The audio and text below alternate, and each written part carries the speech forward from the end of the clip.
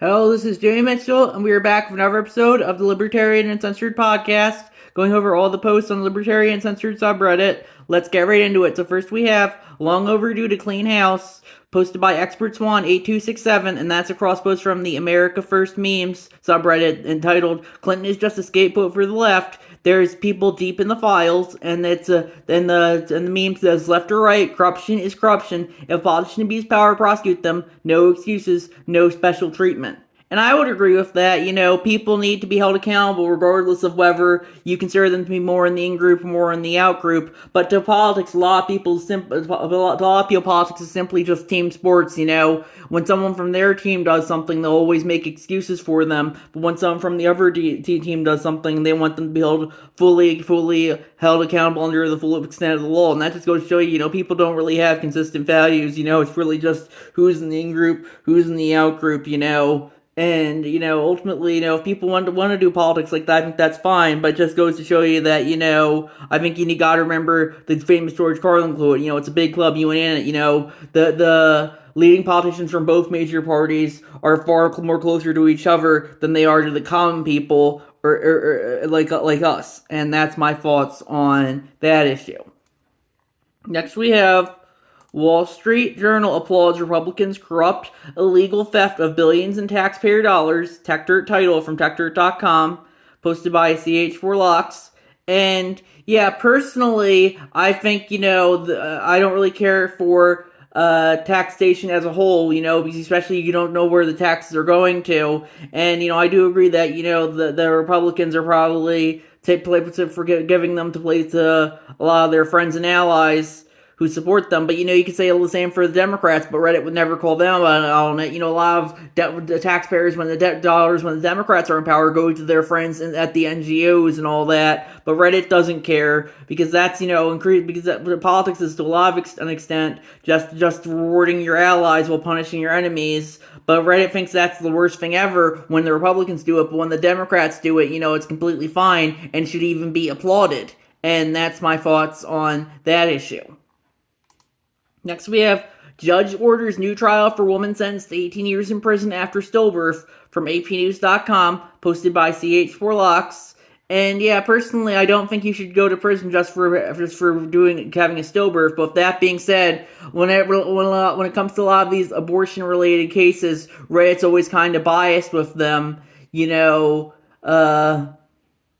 And whenever it comes to an abortion or a stillbirth case, Reddit's always going to be kind of biased and say, see, look how authoritarian the GOP is in regards to pregnant woman. Well, in reality, that they're going to leave stuff out that might make the case seem more nuanced. And that's very much how you always have to look at the media these days. You just have to consider the biases of the people reporting it. If we're up to Reddit, a woman could give birth and then kill the baby, and Reddit would say, see, that's them going after pregnant woman. And in reality, ultimately, the abortion line, it's always going to be murky, I would say. But, ultimately, I think that if the baby's inside the woman, I think she should be able to get an abortion. When it gets outside the woman, I think that would be murder if it can has its own individual autonomy and on that front. And that's my thoughts on that issue. Next we have What Other Proof Do Trumpers Need, posted by Help With Eating, and that's a cross post from the FOMA subreddit. And that post inside, it looks like they missed redacting Trump from all the Epstein files, and it looks like this is one of the Epstein files. It says Donald Trump liked flicking and sucking her nipples until they were raw. One evening when we were showering together, though, she showed me her nipples. They looked incredibly painful as they were red and swollen, and I remember one thing when I looked at them. I also looked how she had sexual relations with Trump at Jeffrey's NY mansion on regular occasions, as I once met Jem for coffee just before she was going to meet Trump and Epstein together at his mansion. And yeah, personally, that does sound kind of damning to me, but, ultimately I think Trump's just too ingrained into with political and social capital at this point for there to ever be any real consequences against him. As I said earlier, big club, you ain't in it.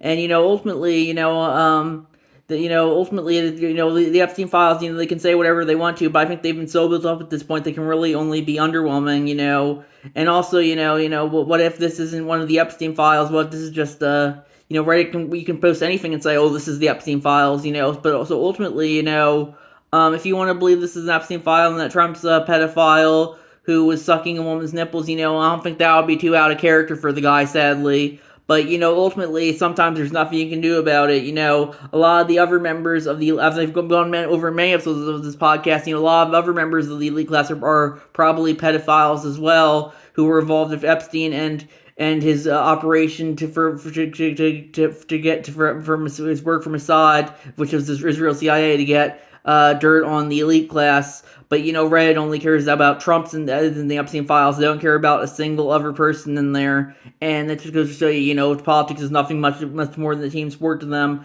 and politics really begin and end with Orange Man bad for them. And personally, I don't care about the people who have their politics is all just Orange Man, greatest thing ever. Let's worship the Orange Man. But politics should go beyond Orange Man good, Orange Man bad, and for a lot of people these days, it simply doesn't. And that's my thoughts on that issue. Next, we have Happy Birthday to Jarrett B. Wolstein, who turns 80 today, posted by Plenty of Trust 24191.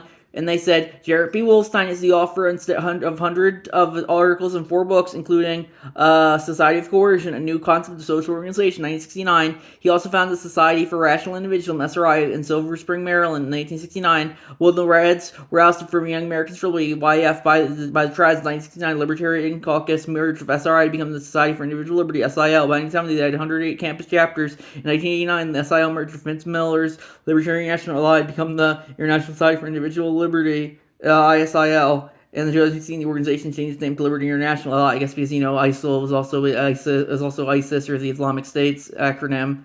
Wolstein turns 80 today, December 31st, 2025. Happy birthday, Jarrett. Cake emoji. And yeah, it sounds like an interesting guy.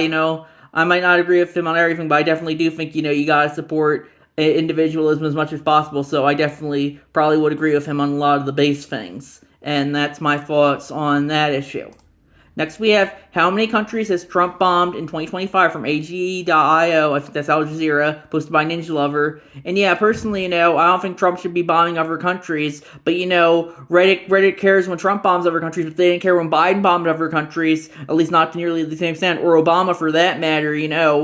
Ultimately, I don't think Trump's really the one bombing them. It's the military-industrial complex and deep state is really the one bombing them. Trump or whoever the president is for that matter is more of just a figurehead than an actual leader. The U.S. government always pretty much has to be bombing or drone striking anywhere, and the president's simply a distraction for people on that front. Trump, that's very much what the point of Donald Trump is, to distract people with WWE antics, like, putting his name on the Kennedy Center, or having all the White House plaques, pretty much be just the Trump truth social circle jerk, or, Greenland, or the Gulf of America, or all that, whatever the current one is of the week, and people fall for his bait every time. There is criticisms of Trump administration, like when it comes to ICE or bombing other countries, but Reddit almost always falls for whatever the most bait one is every single time, and that's my thoughts on that issue. Next, we have Epstein survivor slams Trump, those in power over slow rollouts, posted from HuffPost.com, posted by The Way to Beauty. And yeah, personally, Reddit's never going to drop Epstein at this point, I would say, because, it's been too, in 2020, in the back in the Biden years, they would call you a conspiracy theorist if you talked about the Epstein files as much as they're talking about it now. But, since they think it's going to bring down Trump, now they can't shut up about it. And, personally, I don't think the Epstein files are going to bring down Trump. I think he survived worse, personally. But regardless, ultimately, if you want to keep talking about the Epstein files, you should be able to keep talking about them as much as you want to. But you should care about the other people in them in addition to Trump. And as I noted previously, Reddit only really cares that Trump's in there. And that's my thoughts on that issue. Next, we have Director of Minnesota Daycare featured in YouTube video on fraud response from CBSNews.com, posted by Ninja Lover, and they added, on December 16, 2025, the security footage shows various people throughout the day dropping off young children at the state-licensed ABC Learning Center in Minneapolis. That same day, YouTuber Nick Shirley arrived and claimed that the daycare was among many in Minnesota that were empty. When Shirley knocked on the door, he seemed to fabricate a reason for being there, as injecting a child into the daycare. A staff member responds verbally but doesn't let him in. Hassan said they can't allow strangers into an active daycare. In addition, he said that Shirley had a team update people with him. Some were mass according to Hassan, which set off alarm bells for staff members given recent night's activity. And yeah, personally, if Reddit wants to say, see the Minnesota daycare stuff, it's all, there's no fraud there, I think they should be able to do so. But, ultimately, if the fraud was in-group coded, or sorry, out-group coded rather than in-group coded, Reddit would think it's the biggest story of the year. But of course, Reddit, it's out-group, it's in-group coded because, it's Reddit's all about, loves all their Somalian brown people, Somalian immigrant brown people.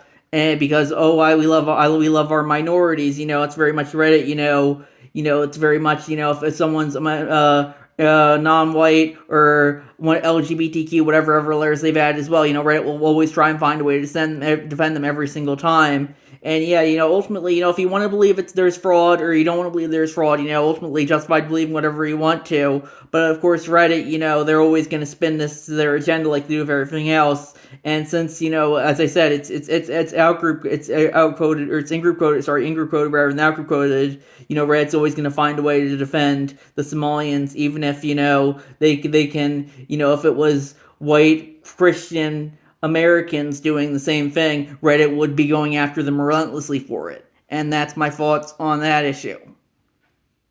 Next we have Happy New Year, posted by Donald Key, and that's cross-post from the TikTok cringe subreddit, posted from Hope47, Hope4712, and that looks like a TikTok video from No Tax 2026. And yeah, personally, I think, if you want to pay taxes, you should be able to pay taxes, but you shouldn't be forced to do so if you don't want to. It's very much like giving to charity. If you want to do, you should be able to do so, but you shouldn't be forced to if you don't want to. And, ultimately, I definitely wouldn't be throwing taxes at Trump right now because he like to spend it on whatever he feels like. And ultimately, I definitely do think you should be forced to pay taxes if you don't want to, so I would agree with that message. But with that being said, I'm sure if Biden was still in office, Reddit would consider not paying taxes to be worthy of a lifetime prison sentence. So it's just going to show you, they only care about what letter the president has next to their name rather than having any consistent values or morals. And that's my thoughts on that issue. And I want to share a new post, Meet the Montana GOP lawmakers who were kicked out of their party for voting with Democrats, from youtube.com, posted by Ninja Lover, and that's a cross-post from the video subreddit, and I think it's from CBS Mornings. And yeah, personally, if you want to get kicked out, if you can kick someone out of your political party for any reason whatsoever, sometimes you can justify doing that. I personally think, you need to have as much of diverse opinions in your political party as possible. But ultimately, if the people leading the party want to kick you out for any reason, sometimes there's nothing you can do about it. And that's my thoughts on that issue. And I had two posts I want to share from the Libertarian Party USA subreddit as well. First I posted, when should you trust what the government says? And I said, I think this is a very important thing to talk about when it comes to Libertarian. Recently, Glenn Beck's outlet Blaze said that the January 6th pipe bomber was a DC police officer and that was an inside job. Meanwhile, the FBI says that the January 6th pipe bomber is some black guy who seems to have some mental issues going on, for lack of a better term. Despite Reddit saying you shouldn't trust the government anymore because the POTUS has the wrong letter next to his name, they will still believe the FBI over the Blaze because it more aligns with their narratives. It's another example of how hypocritical this website is. They'll believe whatever is convenient for their narratives rather than having any consistent beliefs. With that being said, just because the government says something doesn't mean you have to disregard it either. I personally took the CDC's advice this year and did get a COVID booster shot since they are no longer recommending it for my age group. I still got the flu shot, but that's probably not good enough for Reddit. And yeah, ultimately, if you want to believe whatever the government says, I think you should be able to do, but you should just treat government like any other news source, be skeptical of it. And if you want to believe what they say, you should be able to, but always be skeptical of what their agenda and narratives are. And that's my thought there. And next we have Happy New Year. Let's talk about stand your ground laws versus duty retreat laws. And I said, so I was on X recently and saw this post, and I linked to a post from, Hickman, who said, it's unreal that in the USA there are 11 states with laws in the books saying you have to duty retreat if attacked by a criminal. Courts in these states will not back you up if you protect your family. Imagine doing prison time for defending your family. Total insanity. And I continued, and that got me thinking about stand your ground laws versus duty retreat laws. The libertarian position seems to be that if you want to stand your ground, you should be able to do so, regardless of what the law says. Reddit seems to think the opposite. This has been programmed into them by the legacy media, especially since they always try to link them to more conservative states like Texas or Florida, in addition to bringing up the racial disparity when it comes to their application. Ultimately, like for everything else, people are going to justify regardless of what the laws/legal system/government system is in place. And yeah, that's my thoughts there. If you want to defend yourself from what you think is a threat, I think you should be able to. Ultimately, I shouldn't be telling you what you can and can't do. If you want to justify self-defense, I think you should be able to do so. If you want to justify running away, I think you should be able to do so. But I don't think the government should tell you what you can and can't do. And that's my thoughts on that issue. So I think we're gonna wrap it up there. See if there's anything new. Looks like there's nothing new. So we're gonna wrap it there. I'll see you guys in the next episode. Bye.